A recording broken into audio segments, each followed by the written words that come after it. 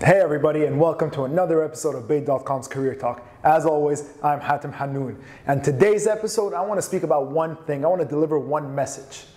Don't follow your passion. Now hear me out. Don't follow your passion unless it aligns with your strengths. And the reason why I want to speak about this today is because I'm hearing a lot of people talk about a lot of different things about following your passion and make sure to do what you love in life. Definitely do that by all means, but don't pursue it without having some self-awareness.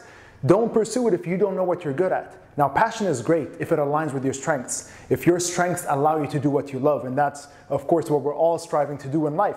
But at the same time, if your passion happens to be something completely different from what you're actually good at, that could harm you chasing the pursuit for doing what you love.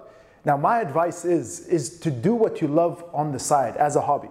For example, currently at Bayt.com, I do business development, I do these videos, I work with job seekers, I do a lot of things, and that happens to be my passion to help other people, so I'm lucky in that respect.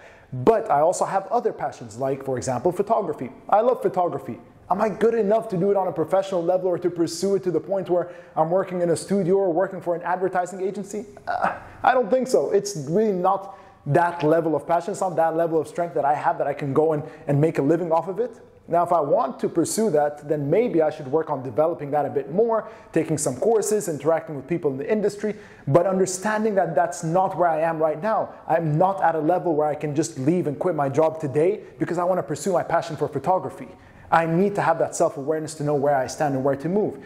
Now, if you're just graduating out of high school, you are in that lucky position where you can pursue your passion going into university. Now, if you're aware of what your passion is at that moment in time, then find out which courses, which fields of study align with your passion, and then get into that so you can get in at the early stage. But I'm talking primarily to those fresh graduates, people who've started working for 1 or 2 years, who have studied something that may not be their passion or working in a job that's not really what they love doing, but happens to align with their strengths.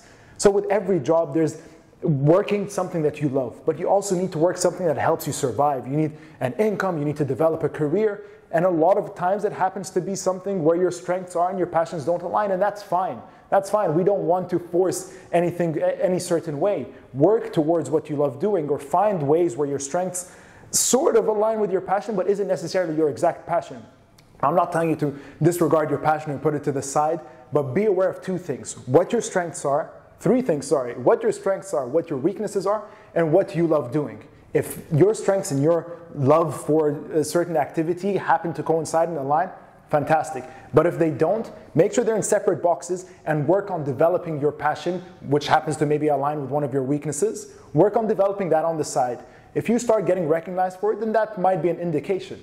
Around the office, no one is really giving me much credit for my photography, so that's a sign that maybe I'm not there yet, or it's not something that I should look into at this moment in time. But if it's a hobby of yours, work on developing it on the side. If you start getting some recognition, if it's something you can share on social media and people seem to love it, these are positive signs to work towards it, but just keep it as an activity that you like doing on the side. Like maybe it's a sport that you like doing in the afternoon. It's fine, just work on it on the side until you develop it to the point where you can maybe pivot into that industry. And even at that level, again, taking my example for photography, I do business development here at Bayt. If for whatever reason I decide that I want to take that jump into photography, maybe I want to pivot slightly into that industry first. Find something that aligns with my strength in that industry as I develop my photography skills. Maybe work as a business developer for a big studio or a big agency somewhere that would help me get into that field, and then work into shifting into photography. So maybe you should look into doing the same thing. So again, this video is primarily for those fresh graduates who have studied something that doesn't align with what they love doing,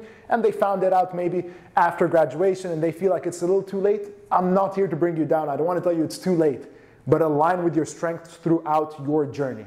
So your strengths will help you move from one place to another.